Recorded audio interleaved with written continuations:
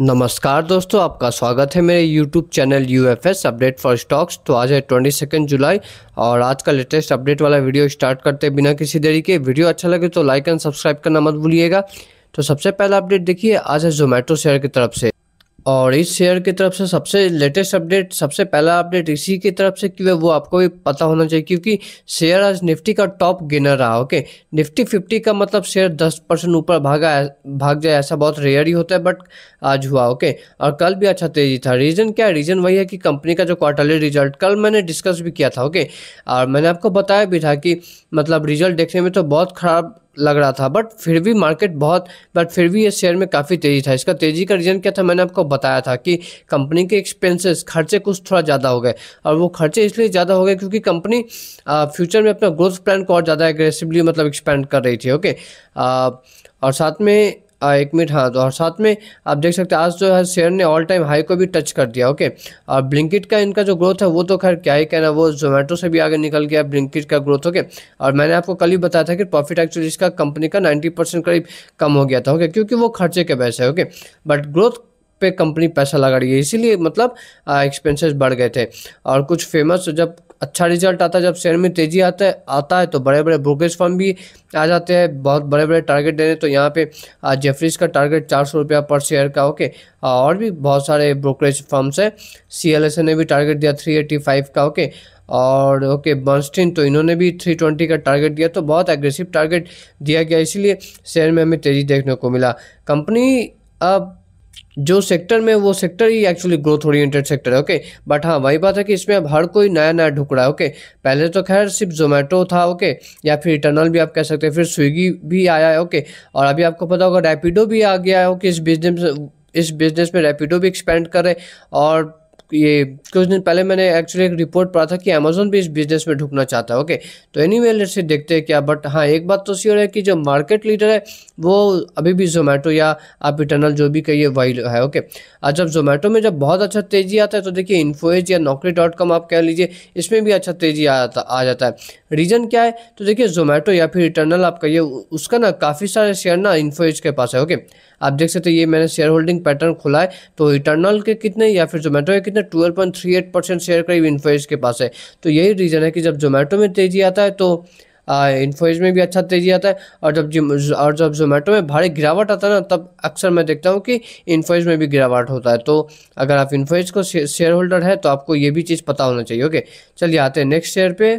तो नेक्स्ट जो शेयर है वो एफकॉन्स इंफ्रास्ट्रक्चर। तो यहाँ पे शेयर में आज अच्छा 2% का करीब तेजी देखने को मिला। क्यों तेजी देखने को मिला? तो देखिए रीज़न ये है कि इन्हें एक ऑर्डर मिला है। ओके, और ये कंपनी का मार्केट कैप का हिसाब से देखा जाए ना, तो ये ऑर्डर बहुत बड़ा है। ओके, ये ऑर्डर कहाँ से मिला? ये Croatian railway, crochet actually Europe में एक कंट्री है, तो उनके तरफ से इन्हें एक्चुअली एक ऑर्डर मिला। ओके, रेलवे की तरफ से। ओके, और ये ऑर्डर कितना का है? तो ये करीब करीब 6,800 करोड़ का ऑर्डर है। ओके, ये जो कंपनी है ना एफकॉन्स इंफ्रास्ट्रक्चर, इसका पता मार्केट कैप कितना है? करीब करीब 15,000 करोड़ के आसपास है। तो 15,000 करोड़ के मार्केट कैप वाले कंपनी के लिए 6,800 करोड़ का ऑर्डर ना बड़ा ऑर्डर ही कहा जाएगा। तो पॉजिटिव न्यूज़ है कंपनी के लिए। ओके, इसलिए शेयर में हमें तेजी देखने को मिला। नेक्स्ट एक और न्यूज़, आज तो खैर ऐसा हो गया जो कि मतलब विश्वास भी नहीं हुआ कि पेटीएम जो कंपनी है ना, इसने क्वार्टरली रिजल्ट आज पोस्ट किया और कंपनी प्रॉफिट में आ गई। ओके, जस्ट अ मिनट, हाँ, तो आप देख सकते हैं net profit. Okay, log first time since listing. तो लिस्टिंग के बाद से पहली बार ऐसा हुआ कि कंपनी प्रॉफिट में आई है। Okay, revenue okay stage flat. Okay, EBITDA आप देख सकते हैं इस साल का, ये जो Q1 अभी हुआ ना, इसका ईबिटा कितना 71.5 करोड़ है, पॉजिटिव में है। ओके, जो कि पिछले साल का ईबिटा लॉस था 88 करोड़ के आसपास। ओके, थोड़ा और डिटेल में एक बार न्यूज़ को कवर कर लेते हैं। अब रीज़न क्या है कि मतलब कंपनी इतना ज़्यादा, मतलब ऐसा कैसे मैजिक हो गया कि कंपनी प्रॉफिट में आ गई? ओके, तो देखिए पहला बात तो इनका मार्केटिंग एक्सपेंसेस जो है ना, क्वार्टर ऑन क्वार्टर देखा जाए ना, तो करीब करीब 30% कमा है। कितना कमा है? 30%। और ईयर ऑन ईयर अगर देखा जाए ना, तो वो 55% कमा है। तो पहला रीजन तो ये हो गया कि मार्केटिंग जो खर्चे आते हैं वो कम हो गया। ओके, उसके बाद देखिए आप यहाँ पे कुछ और भी रीजन्स है। ओके, उसे भी थोड़ा देख लेते हैं। Lower employ stock ownership cost. Okay, growth in distribution of finance services. तो ये सब भी कुछ रीजन है कि कंपनी मतलब प्रॉफिट में आ पाई। ओके, लिस्टिंग के बाद से ये पहली बार प्रॉफिट में आई। ओके, बट हाँ अभी भी जिन्होंने लिस्टिंग पर खरीदा होगा या आईपीओ में जिन्होंने होल्ड किया होगा, उनका तो अभी भी मतलब लॉस में ही है। बट हाँ, जो बॉटम पे खरीदे, बॉटम से बहुत भाग चुका है। ये शेयर 300-400 पे आ गया था, वहाँ से आज 1000 के पार चला गया। ओके, एक बार मैं आपको रिजल्ट का थोड़ा नंबर्स भी दिखा देता हूँ। ओके, एक मिनट। तो हाँ, तो पिछले साल देखिए जो जून क्वार्टर था उसमें कितना 1502 करोड़ का रेवेन्यू था, वो बढ़ के कितना हो गया 1900 करोड़ के। आप देख रहे हैं पिछले साल कंपनी ऑपरेटिंग लेवल पे कंपनी ऑपरेटिंग लॉस पे थी, बट इस साल देखिए 72 करोड़ का प्रॉफिट हो गया। क्यों? क्योंकि कंपनी ने देखिए एक्सपेंसेस मतलब अपने जो खर्चे हैं ना उसे कंट्रोल किया, जैसे मैंने आपको थोड़ा देर पहले ही बताया था। एक्सपेंसेस एक मिनट में दिखाता हूँ। तो एक्सपेंसेस देखिए पिछले साल जो एक्सपेंसेस 2295 करोड़ मतलब ऑलमोस्ट 2300 करोड़ था, वो अभी कम होकर 1850 करोड़ के आसपास हो गया।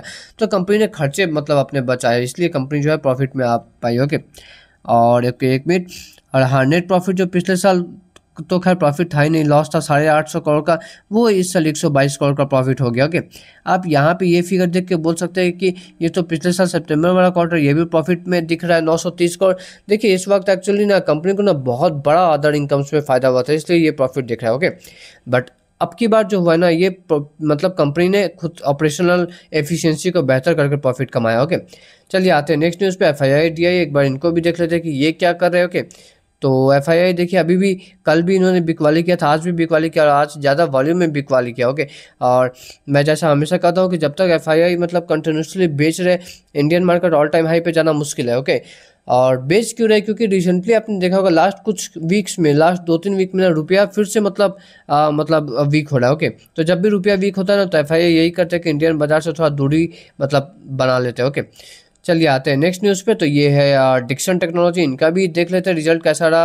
हमारे इंडिया का ईएमएस सेक्टर का सबसे दिग्गज, सबसे नामी दामी कंपनी तो यही है, तो इनका एक बार देख लेते हैं कि रिजल्ट कैसा रहा। ओके, तो रेवेन्यू 95% करीब बढ़ गया। ओके, जो पिछले साल 6579 करोड़ का रेवेन्यू था, वो इस बार 12,835 करोड़ का रेवेन्यू हो गया। तो अच्छा ग्रोथ है मैं कहूँगा रेवेन्यू में। ओके, पर प्रॉफिट उस हिसाब से उतना अच्छा नहीं ग्रोथ हुआ। ओके, जो पिछले साल रेवेन्यू 133 करोड़ था, वो इस बार बढ़ के ऑलमोस्ट 225 करोड़ हो गया। ओके, बट हाँ रेवेन्यू जितना ग्रो नहीं हुआ, इसका मतलब कंपनी कहीं ना कहीं ऑपरेशनल एफिशिएंसी में कॉम्प्रोमाइज़ किया है कंपनी ने। ओके, ये हम कह सकते हैं। ओके, अब रिजल्ट कैसा है देखिए, ये तो कल मार्केट डिसाइड करेगा। ओके, देखते हैं मार्केट का कैसा रिएक्शन आता है। ओके, नेक्स्ट एक और कंपनी का Q1 का रिजल्ट है जो कि है केईआई इंडस्ट्रीज। ओके, इनका भी एक बार रिजल्ट एनालाइज कर लेते हैं। तो रेवेन्यू देखिए कितना बड़ा, 25% बढ़ा। जो पिछले साल 2065 करोड़ का रेवेन्यू था, वो बढ़ के अब की बार ऑलमोस्ट 2600 करोड़ टच करने वाला है। ओके, और प्रॉफिट का बात करें तो देखिए जो पिछले साल 150 करोड़ का प्रॉफिट है, वो बढ़ के 195.75 करोड़ हो गया। ओके,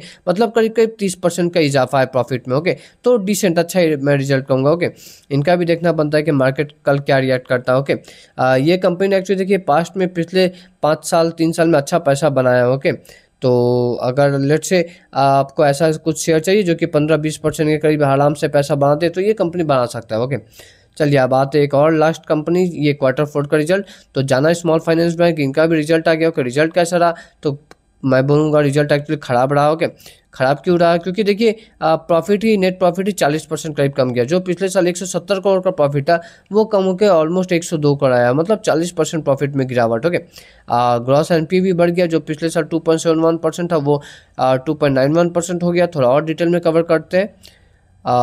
नेट एनपीए जो है वो फ्लैट है, कुछ खास बदलाव नहीं है। ओके, और नेट इंटरेस्ट इनकम मतलब जो मेन इनकम का सोर्स बैंक का, वो भी कम हो गया। वो कितना? वो 2.4% कमा। ओके, पिछले साल जो 609 करोड़ था, वो 595 करोड़ हो गया। ओके, अब रीजन देखिए यही है कि मतलब प्रोविजनिंग इनका थोड़ा ज़्यादा हाई हो गया। माइक्रो फाइनेंस सेक्टर में जो एक्सपोजर है, तो ये सभी मतलब प्रॉब्लम कर देता है इस बैंक के लिए। ओके, और भी बहुत सारे छोटे छोटे बैंक हैं जिनके लिए कि मतलब माइक्रो फाइनेंस का एक्सपोजर और प्रोविजनिंग वाला चीज़ जो है प्रॉब्लम कर देता है। ओके, तो इस वीडियो में इतना ही दोस्तों। वीडियो अच्छा लगा होगा तो लाइक एंड सब्सक्राइब करना मत भूलिएगा। मैं हमेशा आपके लिए ऐसा वीडियो लेते आता हूँ। मिलते हैं नेक्स्ट वीडियो में, तब तक के लिए टाटा।